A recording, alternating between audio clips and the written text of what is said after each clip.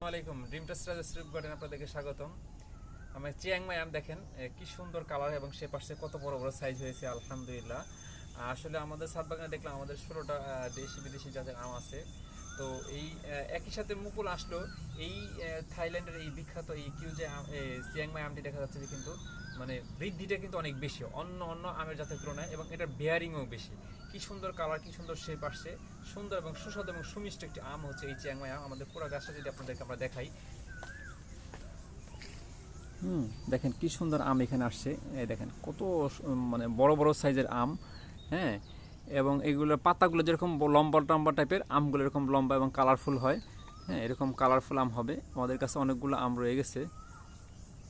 হ্যাঁ, এই দেখেন এইদিকে আমাদের আরও কিছু আম রয়ে গেছে এখানে। এই সুন্দর একটি আম আলহামদুলিল্লাহ।